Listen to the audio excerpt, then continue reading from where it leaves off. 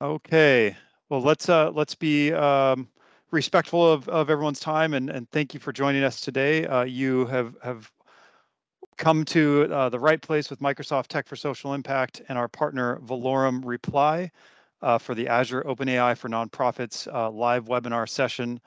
Just want to note something very quickly to kick off the call. We will be recording this, and Valorum will help distribute the content post-event. My name is Jason Karavitas. I'm a partner development manager for Microsoft Tech for Social Impact. Really thrilled to kick off today's session and introduce our Tech for Social Impact partner, Valorum Reply, who's had a longstanding relationship and impact with both Microsoft and the Microsoft philanthropies community, and are really uniquely positioned to support our nonprofit community needs through not only their own capabilities, but their extended network of through Reply. And what I'm particularly excited about today is, of course, the topic at hand, AI and Valorum Reply's capabilities around Azure OpenAI services. And truly, when we think of what's happening in today's world, what we're really excited for with Valorum is the thought leadership that they have brought forward when it comes to nonprofit engagement, specifically with this technology. And in fact, their team, and I'm sure they'll be digging into this a little bit, but developed some of the first nonprofit specific solutions around AI with our Tech for Social Impact team, and really continue to address scenarios that are prevalent for our industry as nonprofit organizations with responsible AI really centric to their approach. So really excited to hand off the reins to this session. I by no means am the star of the show, but excited to introduce Ligi Thomas and the Valorum Reply team to pick up and present the content for the day. And welcome, thanks for being here. Thank you, Jason. Now, let me quickly share my screen, and I hope everyone can see it. All right. Thank you, Jason, for the introduction. Hello, everyone. Thank you for taking time and attention to attend this webinar on OpenAI for nonprofits. My name is Ligi Thomas. I'm a manager with Data and AI at Valorum Reply. I'm based out of Kansas City. A little bit about my company. We are a part of the Reply chain of Reply network of companies. Reply, as you know, is a global network of organizations. In the US, we are based in multiple locations in Kansas City, Chicago, Seattle, St. Louis. And we have the breadth and depth of capabilities in data and AI, but also in modern work, business applications, app development, UX design, so on and so forth. So excited to be here, and thank you for the opportunity. The agenda for the day, we would start with an introduction to OpenAI and Azure OpenAI, probably AI itself. And we'll talk about responsible and secure AI, Azure OpenAI. Before we show you some of the use cases for OpenAI, specifically for nonprofits, share with you some of our success stories, things we've done in the nonprofit space using Azure OpenAI, and we'll open it up to Q&A and the next steps. So feel free to leave your questions and your comments in the chat window. We'd certainly leave time at the end to address that. But with that, let's get started. So AI is here.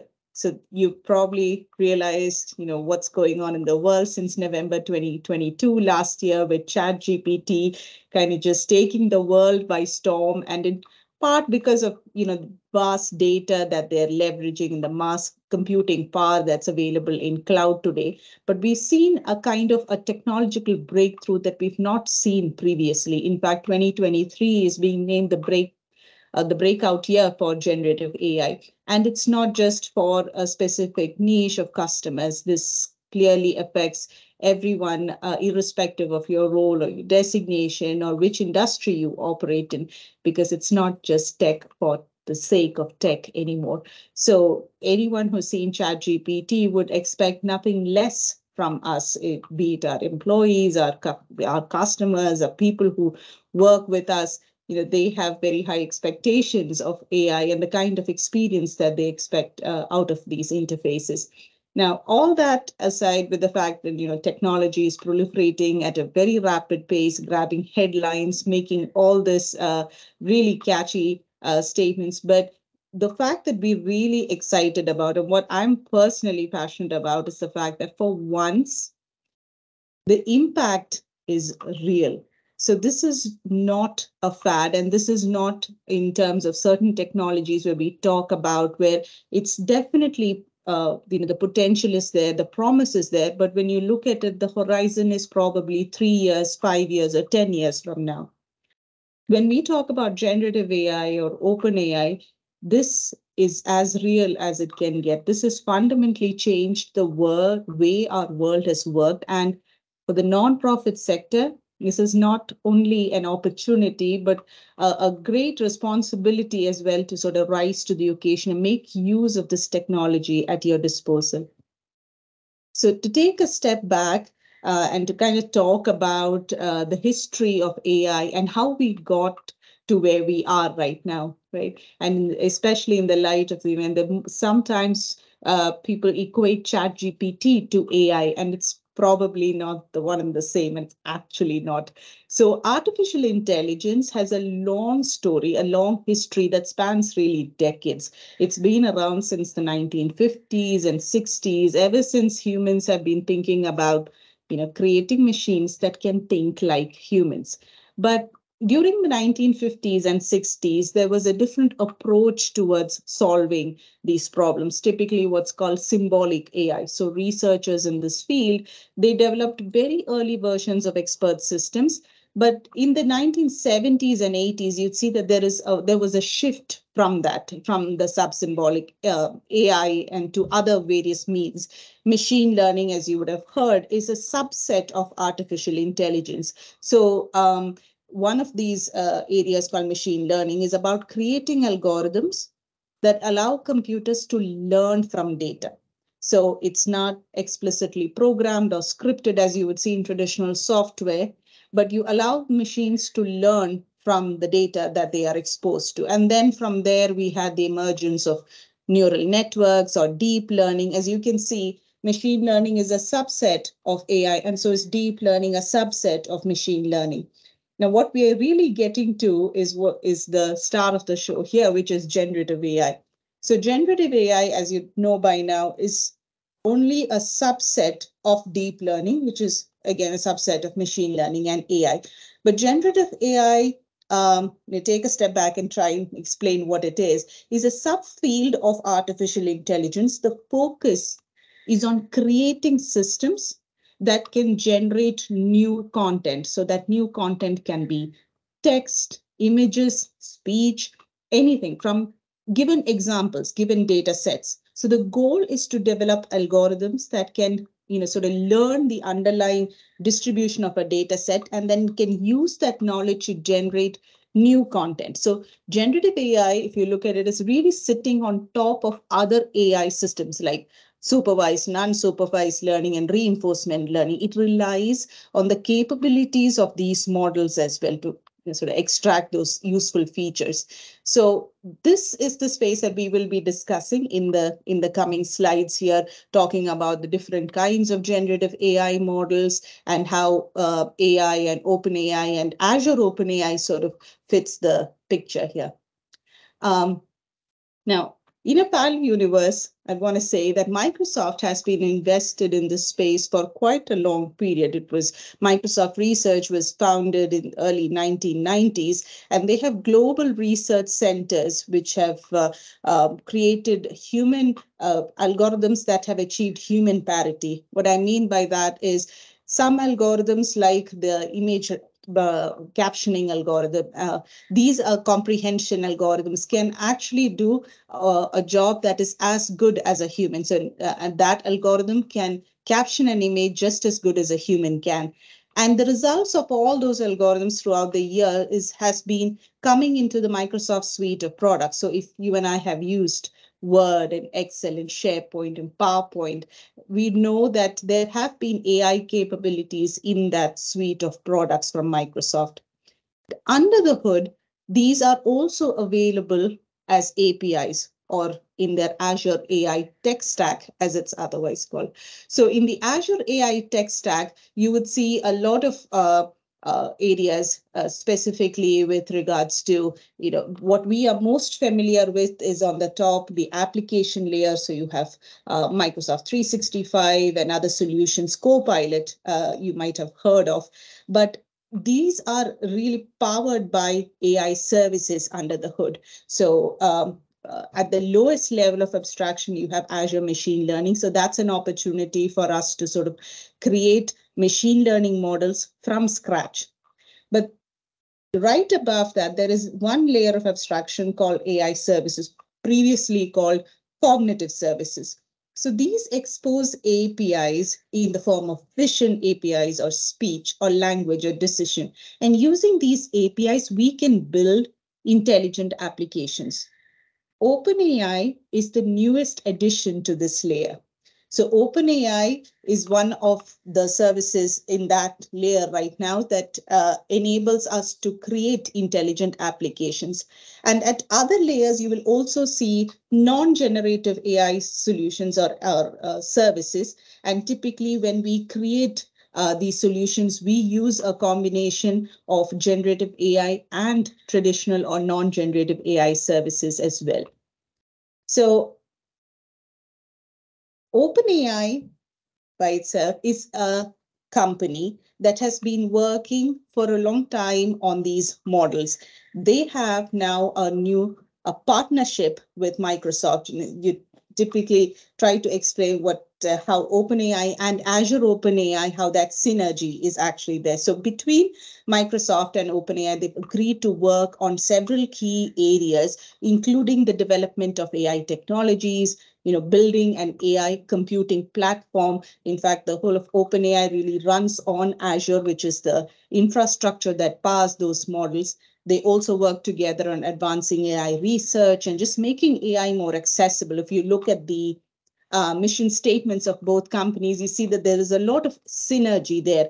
And from that partnership has what has arisen Azure OpenAI that we are going to discuss in the coming slides. But from OpenAI, we have these models that are specific or purpose-built for different reasons. Like Codex is a model that is used for code generation. Dolly is a model used for image generation.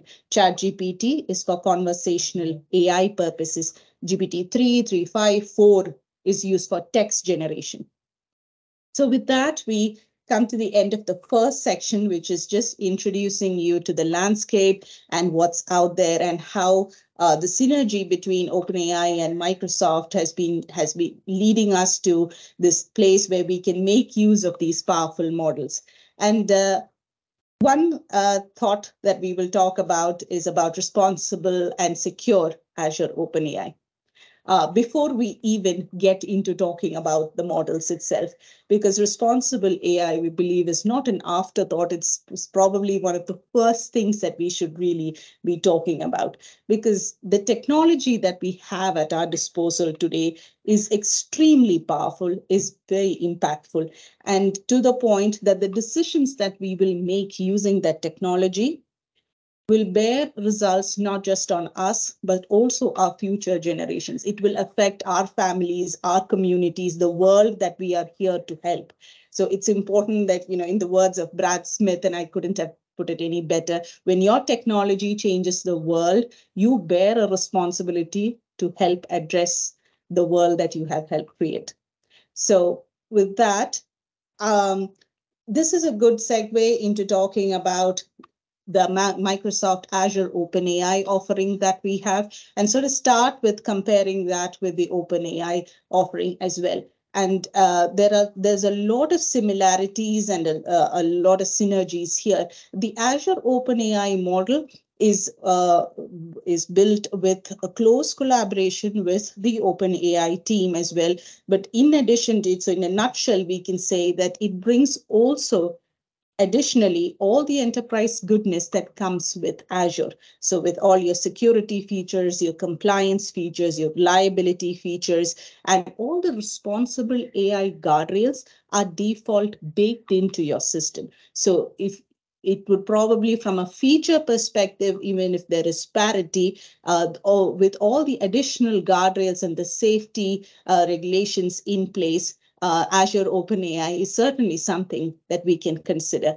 But let me address one of the things that we commonly get asked about our data, about the security and the privacy of that data, right? Your data, which you bring into Azure, and it's hosted in Azure, and you run these models on your data.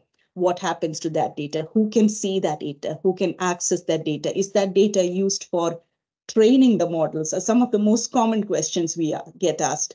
So for one, your data stays in Azure. It is your data, and it is not used for training the foundational AI models.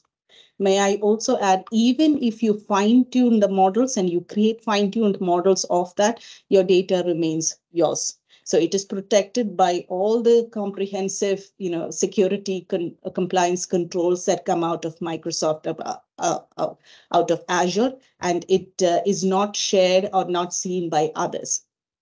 It is completely within your tenant in your subscription.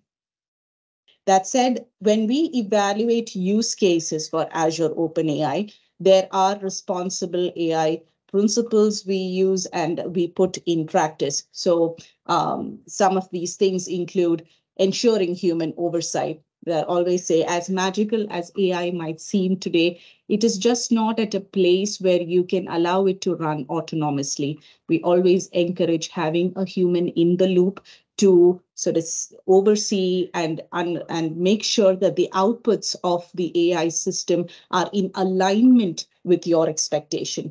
Other principles include that you ensure that the users are authenticated, or you have control over who's seeing and using this technology. Of course, multiple ways in which you can test these systems. We internally use red teaming quite a bit to ensure that we have multiple perspectives on this QA. We also try to ensure that there are feedback channels by means of which users can give us back input on how these systems are behaving. Also, if application specific guidelines with regards to conversational AI systems or chatbots, and especially try, sort of steer away from high impact or high risk use cases to start with, preferably start with internal use cases or systems where you have a control over the usage and the users themselves.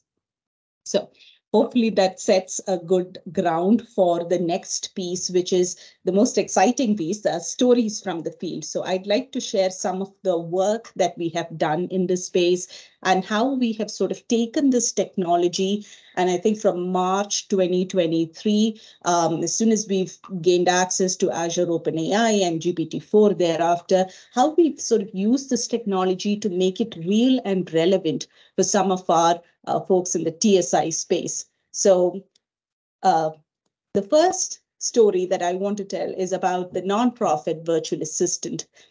You'd be quite familiar with the opportunities with regards to campaign communications. Every time you need to create a communication, a campaign around that, there's definitely a lot of time and energy and skill that goes into creating effective funding requests, and also sort of balancing that act with time sensitive activities that require your absolute presence, like relationship building with your donors and with your folks. So what if we could have an assistant to sort of help us, an assistant that sits where we are, so we don't have to change the context, will help us with that first 70% or 80% of that lift, so that we repurpose that time and we can use that for relationship building. It will definitely not intended to replace the human, but to sort of accelerate that process, streamline that workflow, and also enhance collaboration between team members. So the overall productivity of not just that individual, but that team also improves. So what we built is a nonprofit virtual assistant. It is a Teams-based assistant. It is powered by OpenAI services, and the intention was just that. So let's take a look at how this is. What you will see is a an assistant that is hosted inside Microsoft Teams, and the assistant will help with the development of various funding campaigns, communications. So here I have a welcome card, and as soon as the user selects what kind of request they need help with, so I've selected a funding request letter.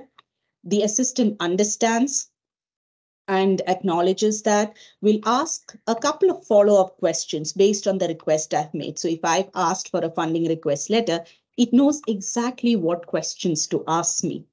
And based on my answers, again, things that we can absolutely communicate in a way that is natural to us. So I can say 200K by end of year or 200,000 by December 2023. There's no format or syntax or command that I need to learn to interact. It's fairly intuitive. Once the assistant has the answers to all the questions, which is about 3 or 4 questions, and it depends on the nature of our selection as well. So the questions that it asks will depend on whether my selection is an urgent appeal or a funding request. At the end of this, once it has all the information, it starts generating this request, this letter for me on the fly, right there itself. An experience you might be pretty familiar with if you've worked with ChatGPT. Now, this letter, we also use responsible AI guardrails and put in that language. At the end of this, we say, please review this draft before sending it or sharing it with others. And we want the humans to be absolutely in control of their destiny here. And it's not a one-shot solution. So you absolutely have the opportunity to iterate over the content that was created. You could go back and forth, change some of the language in there, and tune it or tweak it as much as you want to until you're happy with it. So consider this an ally or an assistant where you can offload a lot of that. Again, it will perhaps not be as perfect as you might have created it, but it gives you that jump start, gets you from that 0 to 80%, helps you with maybe that writer's block, and then you can probably refine it and take it from there. So just so we are in Teams, the best part about Teams is the fact that it's a collaborative platform. What if a few of us could just get into a group chat or a Teams channel and could also add the assistant to that conversation? So we continue to have that discussion. So let's say I've created a letter and then I invite one of my team members and ask him, hey, do you have any thoughts on that?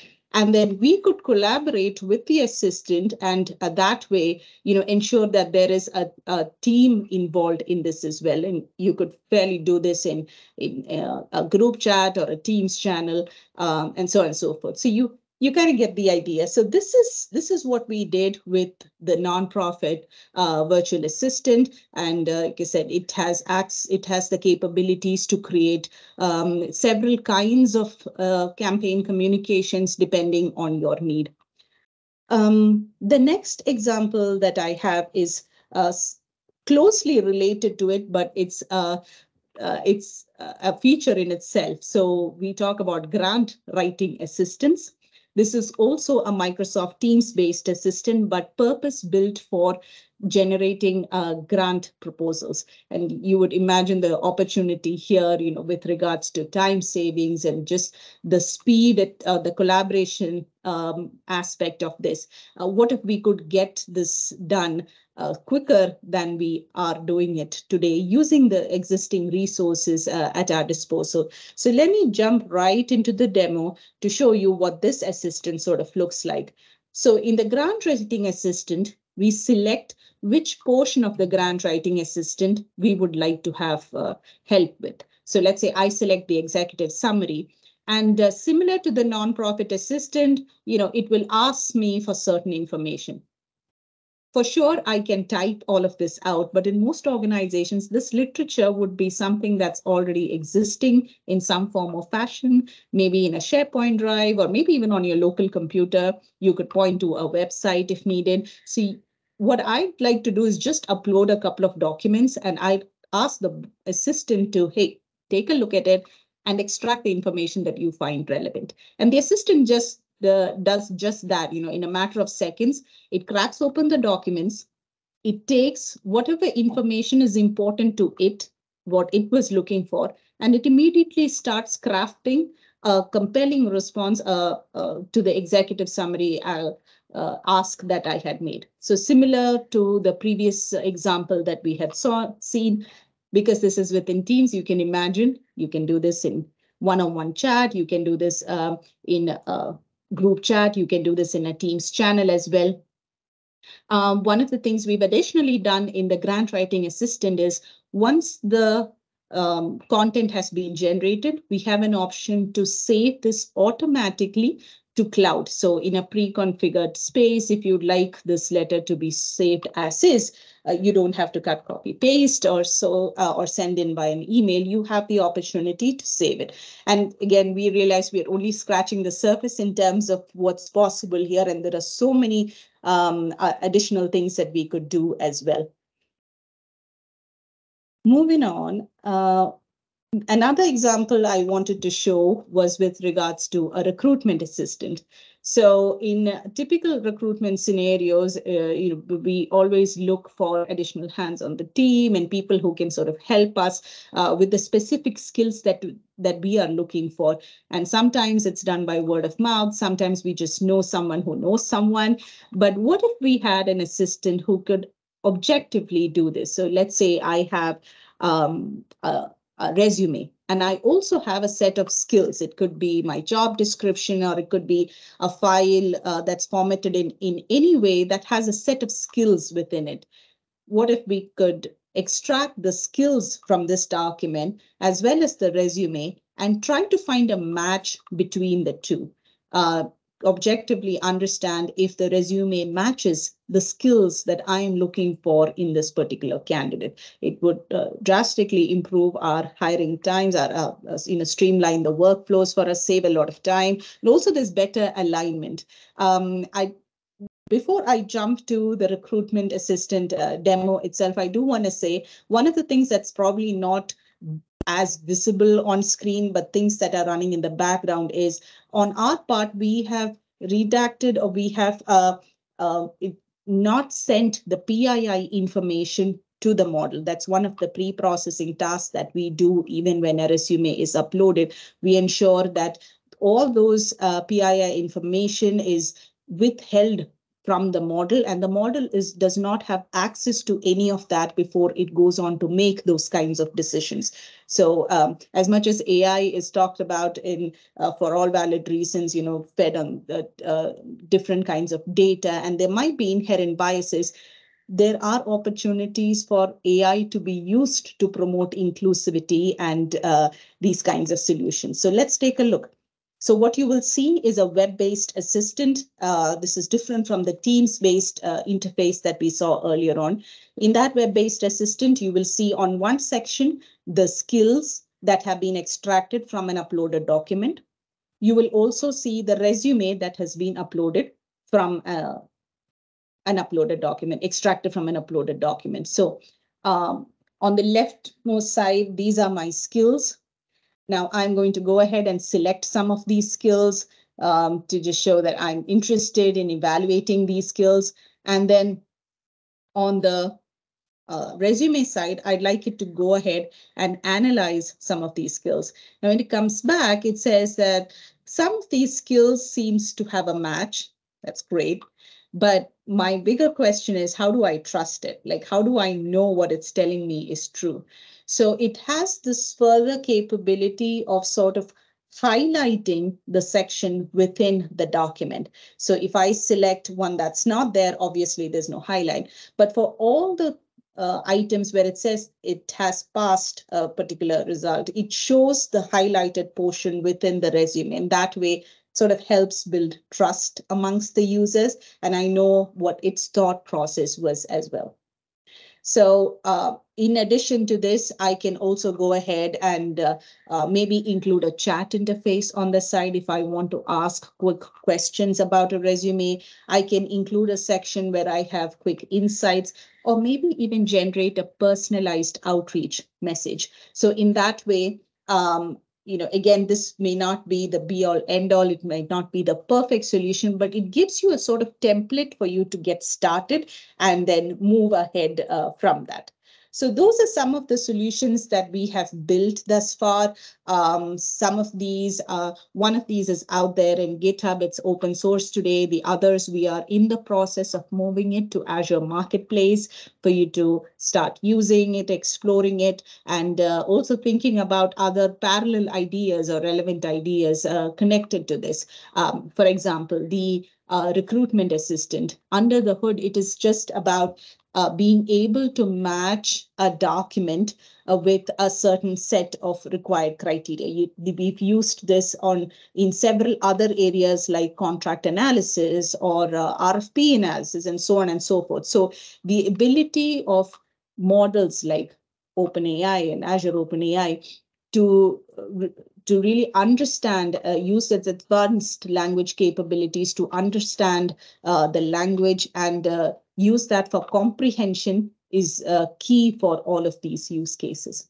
Now, in addition to what we had shown, we also have several other demos, but I wanted to quickly talk through some other use cases which you might find interesting in case you're wondering, what do I do with this technology and how might I be able to use this and leverage this in our organization. So some of the ones we looked at is nonprofit assistant and grant writing assistant and recruitment assistant. Some others that we are currently exploring is there's a grant proposal app. So just like you would use Azure OpenAI to generate a grant proposal, you could also use it to review the grant proposal that you've generated.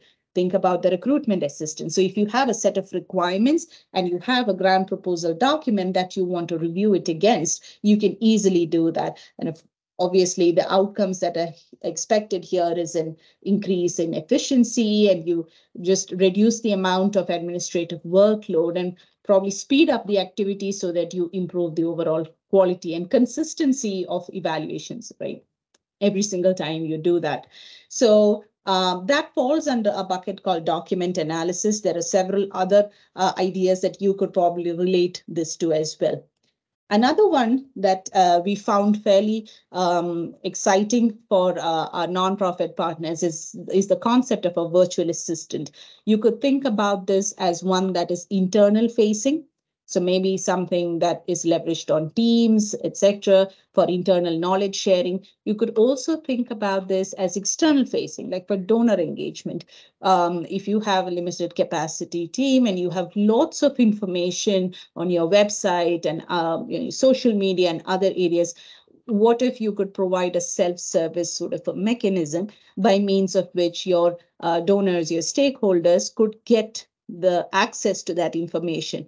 So there's real-time engagement. It's a very interactive experience, and you would typically, using generative AI, not land into a sorry, I don't know that answer kind of a situation. So it ensures that there is a proper communication, and obviously with a handover to a human agent when an assistant cannot answer a question.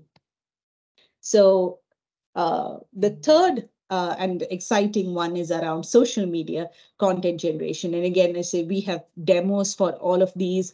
If you want to quickly build a social media content around any specific platform, so be it LinkedIn, be it Twitter, be it Instagram, and the OpenAI models can, having that understanding or that knowledge of the domain of the world, because this has been trained on the corpus of the internet.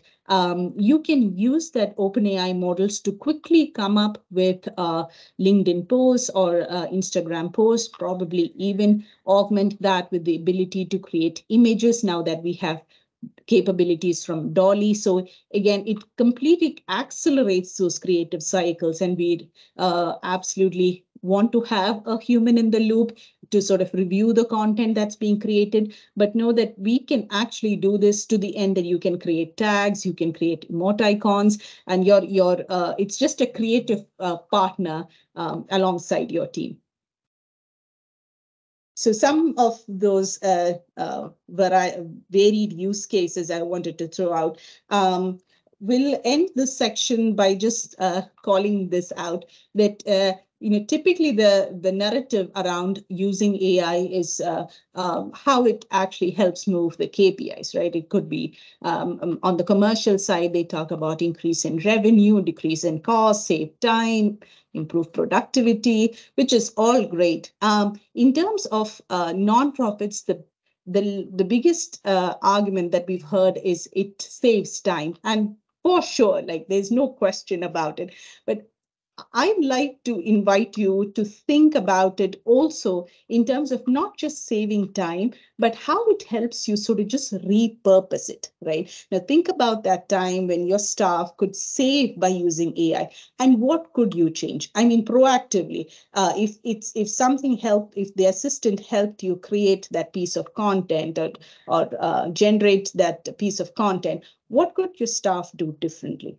And how would you make better use of that precious time that you just reclaimed right now? We see a great opportunity to enable organizations to move from that traditional and transactional to relational fundraising and other activities. So it's not just about reclaiming, but reprioritizing time. And there is actual research from Stanford that actually says not just about that, just rehumanizing the whole cycle, because it isn't about just efficiency as much as I've talked about it. It's about reimagining the way we are going to work with all this time that is at our disposal.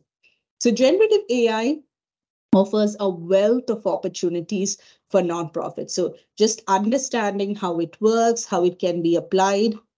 Nonprofit practitioners can leverage this powerful technology, not just to enhance their work, but drive their mission forward. So, whether it's creating new content, personalizing communication, analyzing data, designing graphics, it has the potential to transform the way that nonprofits operate.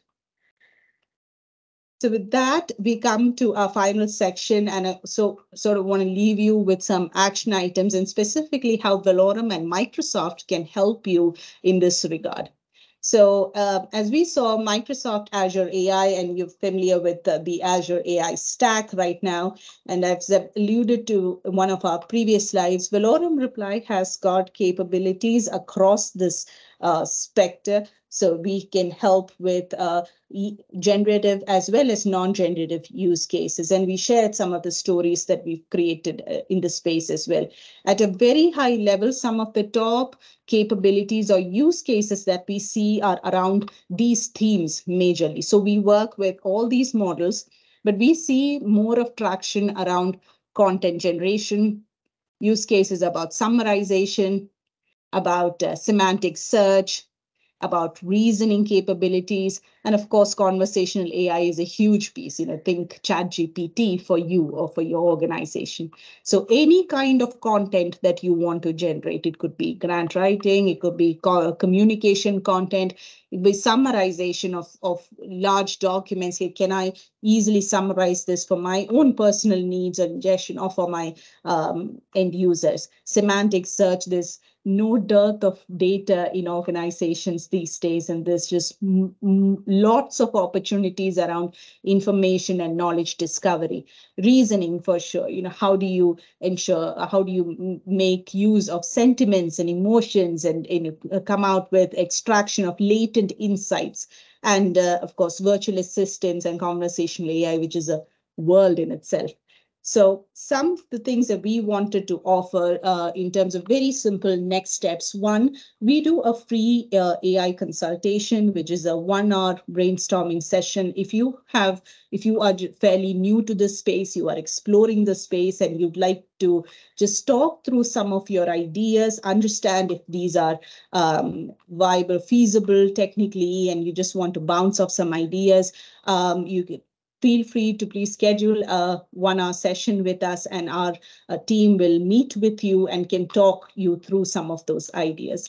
The next steps from that, if you'd like a discovery workshop, and this is more so for the leadership, if you have a lot of ideas around Azure OpenAI and you want to really nail them down and want to pick your top one or two use cases and sort of also create a roadmap or an implementation plan or a strategy around like, hey, how do I go about this? And what does this look like for me, short term or long term? We typically do a 2-day workshop where we come together and we interactively, collaboratively with you, we discuss what makes most sense for you and your business at this point. And certainly, of course, the last one is to create solutions and develop POCs or prototypes for your particular solution. And that way, you have a quick win, a high impact, low risk, quick win that you can gain confidence and access to this technology. So for my final slide, before I pass it on to Jason, some of the key takeaways, again, probably a summary of what I've said thus far. We from the nonprofit space, especially, in one of those questions that we ask ourselves when we hit the road, we wake up in the morning, why are we here? So we're here to make a difference, right? And probably not just talk about it. So we are here to give hope and to inspire others also to make a difference. And humans inherently, and I saw this in an ad the other day, they're noisy. Humans, they thrive on chaos. And change makes us nervous, but embracing change changes everything. And because we change, we grow, and we can make a difference. Again, we'll reiterate, AI is no longer the future. It is the present, it is here, and it is as real as it can get. It's reshaping reality as we know it, and it's offering opportunities that are yours for the taking. So Max, I'm really, really excited for all the great things that you will do with this technology at your disposal. Thank you once again for your time and attention, and over to you, Jason. Fantastic, Liji. Thank you so much. And we'll flash this up, and I think this is a lot to kind of run through, but at a very high level, Liji's slide on sort of the path from here, like what do you do next? And one of the things that I'd call back out again is the practicality of what's being offered and recommended. And so it's not just about let's create something that's interesting because I've seen it with another organization, or I've seen it in a commercial space, or seen a flashy demo video of it. But when you think about your investment in technology with Microsoft, it's how can that investment bring dividends and impact forward to your organization. So I love the approach when we think about some of the core scenarios. And yes, of course, as nonprofit and fundraising organizations, you think, how can we raise more money? How can we be more efficient as a team? How can we make resources more readily available to our communities that we serve? So as you think through sort of next steps, and I've been paying attention to, and the Valorum team has also been paying attention to the chat. It looks like most things have been answered, but we'll reiterate that you'll get a recap of this along with some of the links and resources that Liji referenced.